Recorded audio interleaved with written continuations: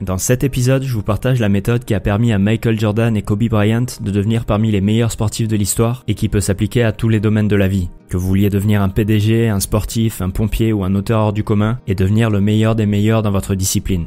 Je m'appuie sur l'excellent livre Devenez accro au succès de Tim Grover, le coach personnel de sportifs de légende comme Michael Jordan et Kobe Bryant. Donc si cet épisode vous plaît, n'hésitez pas à vous en procurer une copie. Je vous mets le lien dans la description.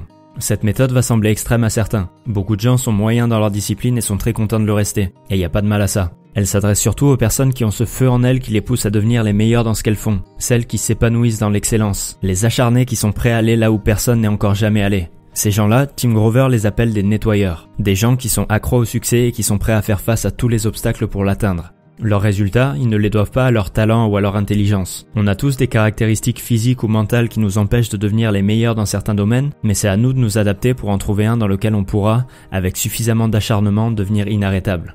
On va voir ensemble les 13 commandements qui définissent un nettoyeur. L'idée, c'est pas de vous forcer à devenir comme ça, mais plutôt ouvrir votre esprit à cette possibilité que vous pouvez faire beaucoup mieux avec ce que vous avez déjà. Vous exigez encore plus de vous-même quand tous les autres ont jeté l'éponge. Ce qui fait la différence entre un nettoyeur et les autres, c'est son mental. Dans le sport, on passe beaucoup de temps à entraîner le physique, à le pousser jusqu'à ses limites pour le rendre plus rapide, plus fort et plus résilient. Mais on accorde peu d'importance à la préparation mentale. Mais pour réussir vraiment, il faut faire l'inverse. On ne peut pas exceller dans le sport ou en quoi que ce soit avant d'avoir formé son esprit.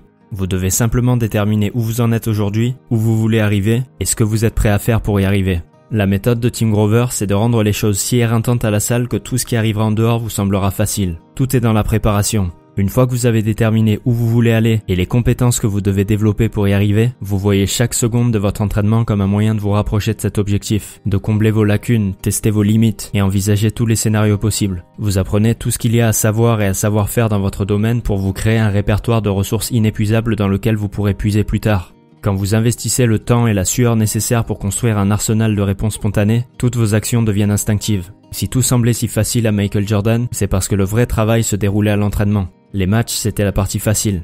Développez vos compétences sans relâche quand les enjeux sont limités et vous excellerez quand les enjeux seront importants. Vous apprenez à entrer dans la zone. La zone, c'est cet espace mental très personnel où votre esprit s'apaise jusqu'à ne plus penser, où vous êtes en phase avec vos instincts, concentré et imperturbable. Vous ne ressentez plus aucune pression extérieure, seulement la pression intérieure de vous affirmer parce que c'est ce que vous voulez pour vous-même et pour personne d'autre. Les gens peuvent dire que vous n'êtes pas à la hauteur, que vous êtes trop vieux, trop jeune, que vous n'avez pas assez de talent ou quoi que ce soit. Vous savez exactement de quoi vous êtes capable parce que vous êtes préparé à toutes les éventualités. Vous êtes la personne la mieux entraînée dans la pièce. Vous laissez l'agitation émotionnelle et le chaos pour les autres. Quand Kobe entrait sur le terrain, il avait l'attitude d'un PDG qui se présente devant un conseil d'administration. Il serrait quelques mains, saluait les joueurs et les arbitres, puis passait aux choses sérieuses. Il était dans la zone. Vous savez exactement qui vous êtes. Pour entrer dans la zone, il faut savoir écouter ses instincts. À la naissance, on est tous connectés à nos instincts. C'est ce qui garantit notre survie. Les bébés n'ont pas à penser à leurs besoins. Ils n'analysent pas leurs sentiments. Ils savent instinctivement qu'ils ont faim ou froid et ils crient jusqu'à ce qu'ils obtiennent ce qu'ils veulent. Mais par la suite, on nous désapprend à les écouter. On nous dit sois sage, tiens-toi bien, ne cours pas dans tous les sens, surveille tes manières. On prend tous ces puissants instincts naturels, on les qualifie de mauvais et on fait tout notre possible pour les éliminer. Nés acharnés, on nous apprend à céder, à suivre les autres plutôt qu'à décider par nous-mêmes de peur d'être rejetés. Mais pour exceller, il faut réapprendre à se faire confiance, à arrêter d'être obnubilé par ce qui se passe et ce qui se dit autour de nous pour écouter ce qui se joue à l'intérieur de nous. Accepter d'être complètement soi-même, celui qu'on était avant qu'on nous mette la pression pour être différent. Si on est parfaitement préparé, l'instinct est notre meilleur allié pour rentrer dans la zone et pour y rester. Vous avez un côté sombre qui refuse qu'on lui apprenne à bien se comporter. L'instinct ne constitue que la moitié de la formule pour entrer dans la zone. Au fond de vous, il y a une force puissante et indomptable qui refuse d'être ordinaire. C'est votre côté sombre. C'est la partie de vous que vous gardez dans l'obscurité mais qui motive vos agissements au plus profond de vous, sans que vous ne puissiez y faire quoi que ce soit. Ça peut être un désir refoulé, une blessure, une insécurité, une colère contre une injustice. C'est ce côté sombre qui vous permet de vous créer une carapace impénétrable. Tous les performeurs d'exception ont en eux une rage profonde qu'ils ont appris à canaliser dans l'accomplissement de leurs objectifs. Il n'y a que ce feu intérieur qui peut vous propulser aussi haut. Et ça n'a pas besoin d'être mauvais ou malsain. Pensez à des super-héros comme Spider-Man, Superman ou Batman. Ils se sont tous battus pour le bien, mais ils ont vécu des vies obscures. La faculté de se pointer à l'entraînement tous les jours et de faire ce que personne n'est prêt à consentir, sans se soucier des louanges et de la vie des autres, ça vient de ce côté sombre. Vous travaillez tête baissée et vous cherchez toujours l'excellence parce que c'est le meilleur moyen d'utiliser cette force dévastatrice qui vous anime. Vous n'êtes pas intimidé par la pression, vous vous épanouissez avec elle. Si vous êtes un vrai compétiteur, vous ressentez toujours la pression de gagner, mais vous vous épanouissez avec elle. Vous vous mettez vous-même la pression pour performer au meilleur niveau quand les enjeux sont limités, pour être complètement à l'aise dans les moments importants. Votre niveau de réussite sera défini par votre capacité à accepter la pression et à la gérer. Quand tout le monde presse le bouton en cas d'urgence, on se tourne vers vous. Si vous appliquez les 5 premiers commandements, vous savez que vous êtes capable d'assurer dans toutes les situations. Tout ne fonctionnera pas du premier coup, parfois ça ne marchera même pas du tout, mais vous saurez exactement les ajustements que vous devrez faire pour finir par arriver à l'issue souhaitée. Peu importe le temps que ça prendra. Vous ne voyez jamais de problème, seulement des situations en attente d'être résolues. Vous avez le courage de dire « je vais faire ça, et si j'ai tort, je ferai autrement et je m'en sortirai quand même ».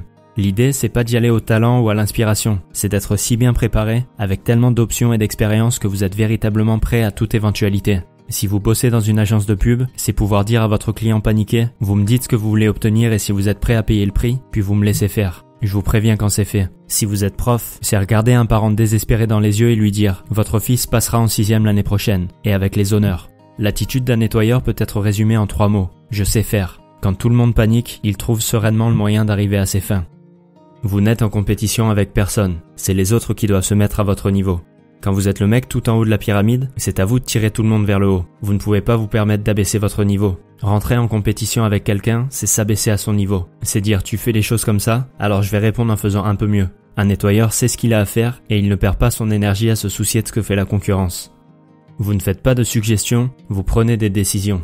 La plupart des gens n'osent pas prendre de décisions. Ils font des suggestions et ils attendent de voir ce que pensent les autres. Mais on ne devient pas inarrêtable en suivant la foule. On le devient en faisant une chose mieux que n'importe qui. On ne peut suivre personne parce que le chemin n'est pas encore tracé. Pendant que vous êtes bloqué à hésiter entre 2 options parce que vous avez peur de faire une erreur, quelqu'un d'autre est là à faire toutes sortes d'erreurs et à en apprendre des leçons et à obtenir les objectifs que vous visiez.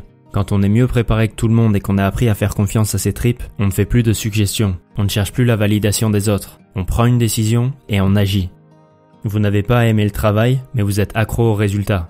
Si vous voulez exceller dans quoi que ce soit, vous devez apprendre à aimer l'inconfort, parce que c'est cet inconfort qui vous permettra d'exceller plus tard. Les gens qui se hissent trop facilement au sommet grâce à leur talent ou à la situation financière ou au réseau de leurs parents n'apprendront jamais les leçons qu'on ne peut apprendre qu'en bas de l'échelle et qui sont indispensables pour atteindre l'excellence. Ce sont les fondamentaux sur lesquels vous pourrez construire tout le reste, et on ne peut pas réussir sans eux. Pour un sportif, ça veut dire des heures interminables à répéter les mêmes mouvements, à transpirer et à souffrir. Pour l'enseignant, ce sera des heures non déclarées et non payées pour amener chaque élève à l'université. Tout ce qui compte, c'est le résultat. Ils se foutent de la gratification instantanée, ils investissent sur la rentabilité à long terme. Vous préférez être craint plutôt qu'aimé.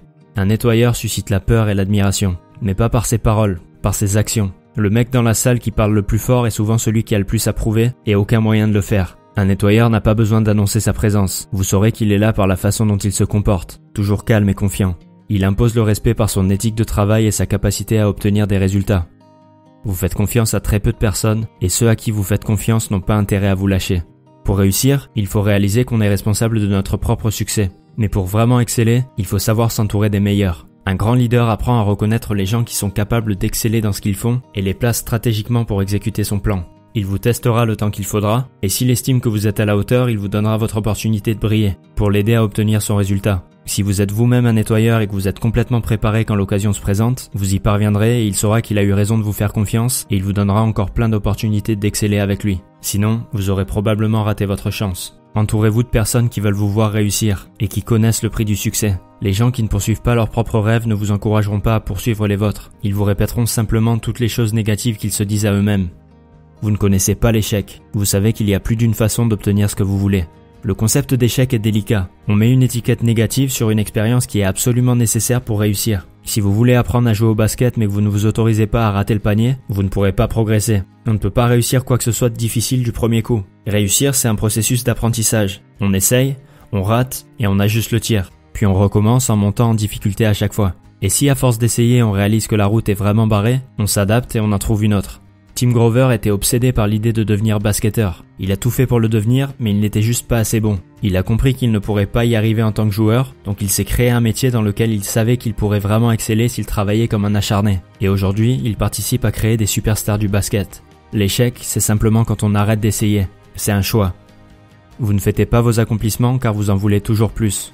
Si vous êtes vraiment un nettoyeur, vous avez du mal à vous arrêter pour célébrer vos accomplissements. Vous avez juste envie de passer au suivant et de garder cette pression qui vous pousse à avancer. Et c'est pas forcément un idéal de vie. Si vous êtes vraiment accro au succès, c'est pas facile de vous arrêter pour prendre du bon temps ou faire la fête. Vous voulez juste continuer à avancer. Vous tirez votre plaisir dans l'accomplissement plutôt que la célébration de l'excellence. Et l'excellence n'est pas quelque chose qu'on atteint une fois pour toutes. C'est un processus perpétuel.